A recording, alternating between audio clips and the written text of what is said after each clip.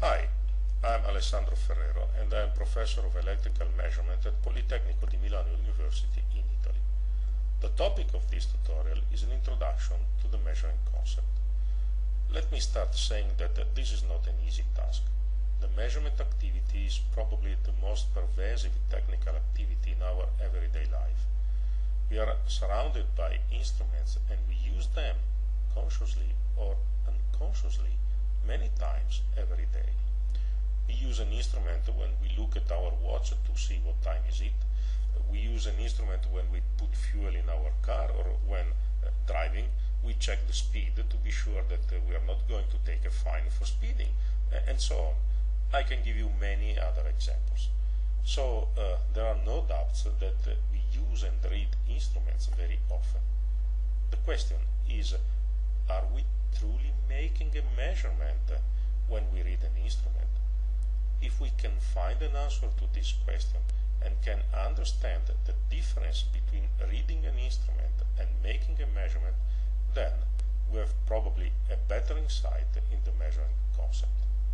To do so, we have to answer to a few basic questions as shown in this slide. The first basic one is, of course, why do we measure? The second one is, for what do we use our measurement results? The answers to these questions should help us to better focus our definition of the measurement concept. However, this is probably not enough. As I told you a few moments ago, measuring is a pervasive activity, and it has been like this for many centuries in the past. So a glance into the past is helpful too, and I'm going to propose you a short historical digression. We also know that every practical activity has an economical value and is very often studied and considered according to that value. So a few words about the economical value of measurements are helpful too. And at last, let's cast a glance into the scientific background of this subject. There is a big question to which everybody who makes measurements has to find an answer. Now, finding it will be the topic of another tutorial, but at least now we must know about its existence if we wish to define the measuring concept. So, let's start with the first question. Why do we measure? This is really a big question, and whenever I have to answer it, I prefer to leave the floor to great scientists of the past, because their words are surely more appropriate than mine. Here is what Lord Kelvin said in 1886. Let's read it. I often say that when you can measure what you are speaking about and can express it in numbers, you know something about it. But when you cannot express it in numbers, your knowledge about it is of meager and unsatisfactory kind. It may be the beginning of knowledge, but you have scarcely in your thoughts advanced to the stage of science, whatever the matter may be. So, therefore, if science is measurement, then without metrology there can be no science. And as you can easily understand, the keyword here is knowledge. We measure to know, and measurement results are the only mean to advance our knowledge of a given phenomenon. Let's listen to two other great scientists. Louis Pasteur, the great French physician and biologist of the 19th century, said that a science is as mature as its measurement tools. And this is another important statement that reminds us that we can advance in science if we improve our measurement tools. And let's listen also to Galileo Galilei, the great Italian scientist who lived across the 16th and 17th centuries. Once again, he pointed out the importance of the measurement activity in science by inviting to measure what you can measure and make measurable what is not measurable. And now let's see very quickly the possible applications. We have three main fields: those covering commercial and legal issues, technical issues, and, last but not least, scientific issues.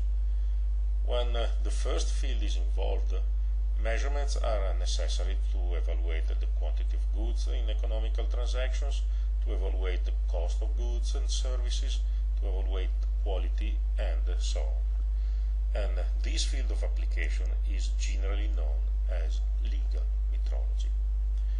When technical issues are involved, measurements are employed, for instance, in inspection tests on materials, components, or on the final products, in comparing product characteristics or performances, and so on. This field of application is generally known as industrial metrology.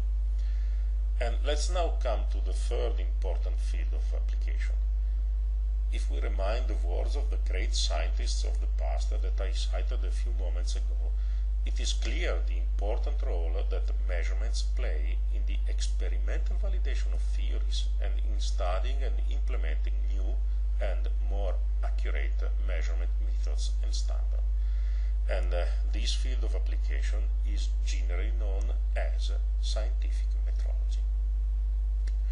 So now you can easily imagine that many of these points had to be considered since the beginning of the human civilization, and not only in the recent past.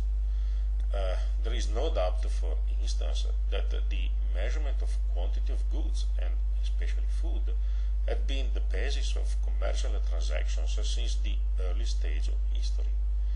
It's interesting for our definition purposes to investigate how the measuring concept evolved in time and try to find somewhere in the past the origin of the present practice. We have proofs, mainly from inscriptions and the books of ancient historians, that measurements were practiced by the ancient Egyptians and Greeks. We also know that the measuring practice was considered by some Greek philosophers, such as Socrates, as a possible way to knowledge, although the experimental knowledge, this is what Socrates called sensation, was considered somehow subordinate to logic, that again, according to Socrates, was considered the true way to knowledge. However, we have very, very little practical evidence about how measurements were practiced. Much richer is the knowledge we have about measurements during the Roman Empire. We know from the available documents that the Roman approach to measurements was quite modern in many respects. We know for sure that they had standards, that the standards were approved and kept by the central government. We know that also secondary standards were disseminated in the provinces. And we also know that the original standards were kept in Rome in the temple of Juno Moneta. And this means that measurements at that time were considered a matter of God, and therefore an important matter. And by the way, moneta in Latin means money, and so you can understand how important this was at the Roman time. So, according to these facts, we expect to find several traces of the use of their instruments and standards. On the contrary, instead of these traces, we have to deal with an apparent contradiction that I call the Pompei enigma. Pompei is probably the richest and best preserved archaeological site for the study of the Roman civilization. It came to us in its present excellent conditions because it was totally buried by the ash erupted by Vesuvius during its eruption in 79 after Christ. Now consider that Vesuvius is a blasting volcano, and when it erupted, the fallout of ash was preceded by a fallout of extremely hot and dry air at several hundreds of Celsius degrees. And this fallout of very hot, dry air killed and dried every kind of life, but without burning anything. So the subsequent fallout of ash covered everything and kept the whole town in the very same conditions as those of a few moments before the eruption. So now we can see buildings, temples, houses, and we can measure their dimensions. Well, none of them can be traced to the official Roman length standard, in Latin the pes romanus, and in English the Roman foot. So, we know that the Romans had a standard for the unit of length. It was even kept in a temple, but nobody used it. Well, once again, Pompeii's findings help us. There are at least two devices whose dimensions can be traced to the pes.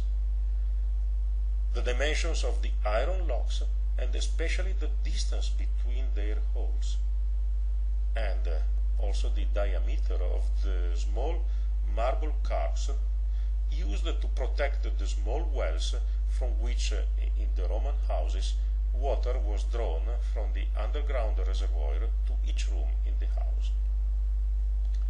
So the question is, why these, let's say, less important devices were measured referring them to the official standard, while the much more important and valuable buildings weren't? Well, the answer is simple and very modern at the same time.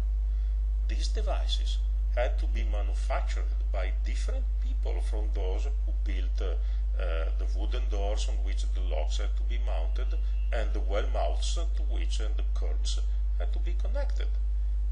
Furthermore, in the case of the marble curbs, they had to be imported from distant areas.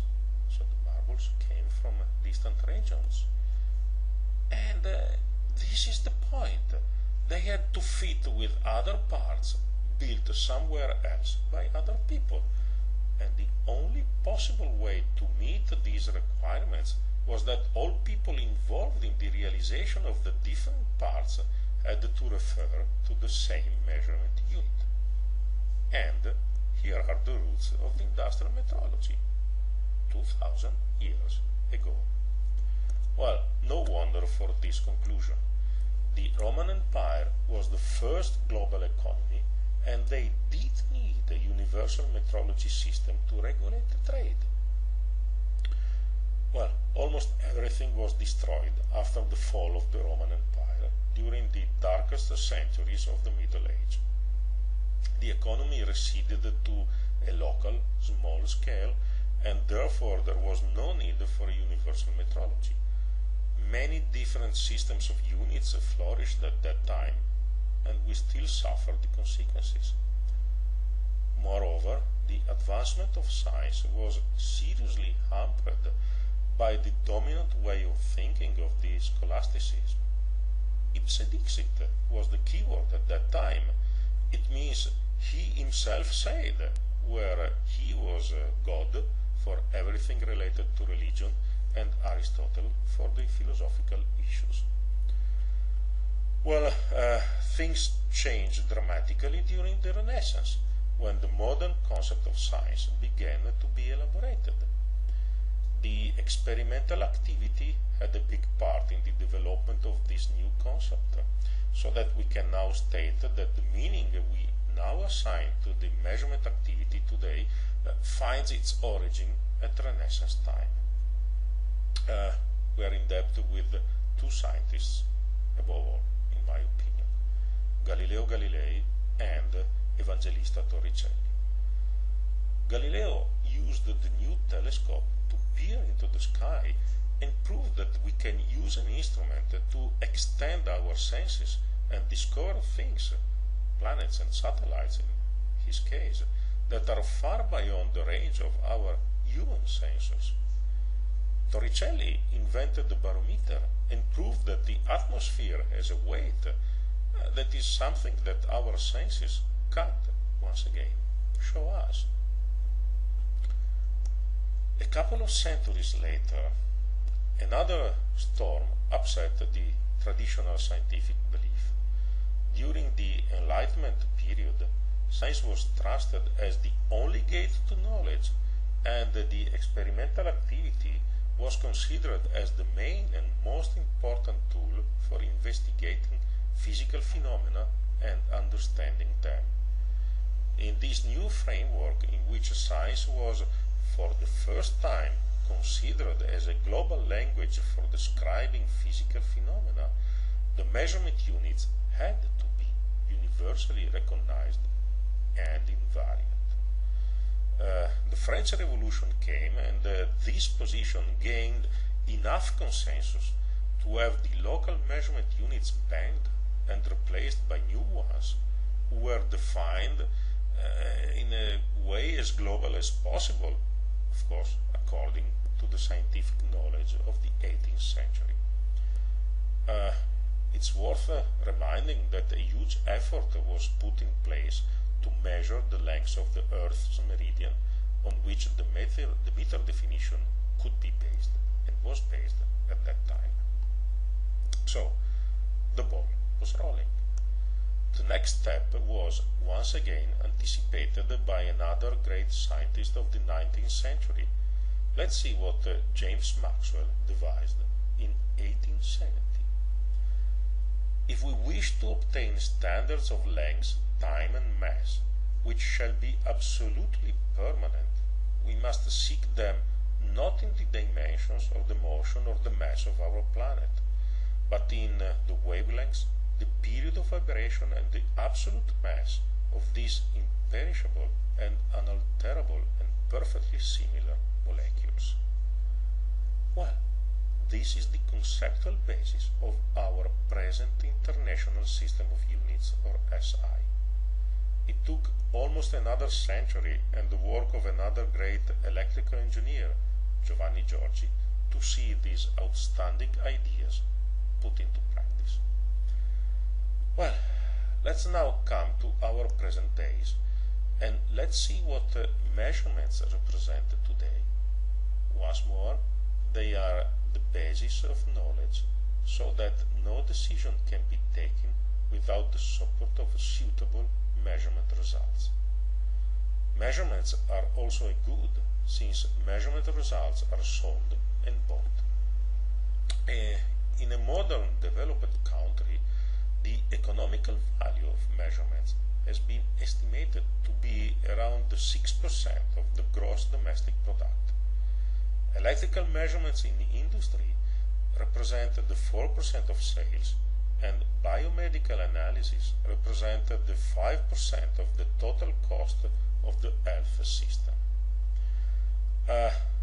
Now let's see this nice diagram that shows the impact of measurements on the industrial cost of a product. When I show this data, people can generally believe that more than 5% of the cost of an egg is due to measurement. Well, it's almost unbelievable, but it's absolutely true. Well, now we have a fairly good idea about why we measure, about what measurement results are used for, and about the evolution of the measurement concept across the centuries, and the importance that it has gained in time as an essential tool for the advancement of science. We still need to cover a few important issues to fully understand the measurement concept and understand what kind of problems we must solve when we make measurements. We still have to define a suitable model for the measurement activity, understand what kind of output it delivers, and understand how far we can trust it.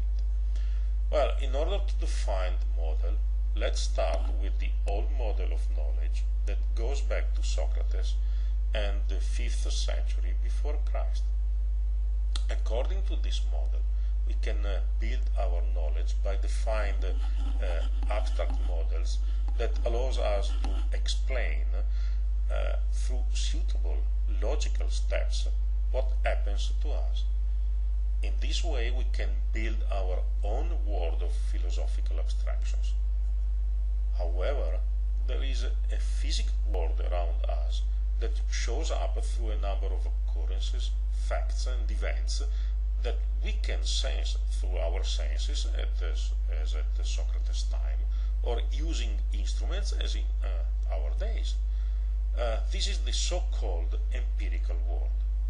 In Socrates' philosophy, the abstractions were aimed at explaining the true essence of the empirical world. But we are still missing an important link.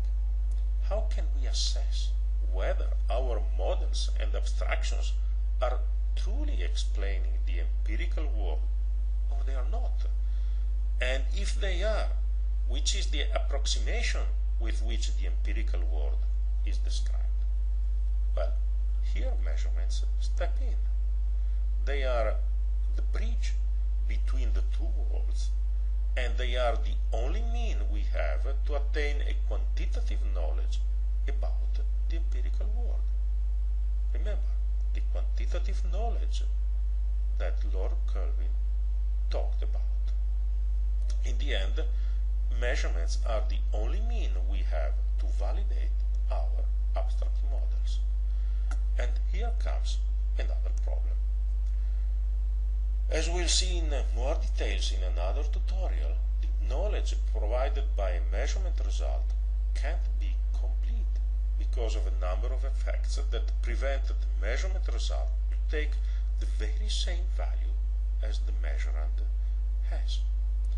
Therefore, a measurement result provides incomplete knowledge about the measurand. And here is another big philosophical question. Can incomplete knowledge be considered knowledge? Big question. If I were a philosopher, I should answer, no, it can't. Yes, but I am an engineer. And from the engineer's point of view, the answer is yes, it can, provided that we can estimate how incomplete it is. Here is the last challenge. We need a mathematical framework to represent and process incomplete information. But this will be the topic of another tutorial. For now, that's all. Thank you for your attention, and goodbye.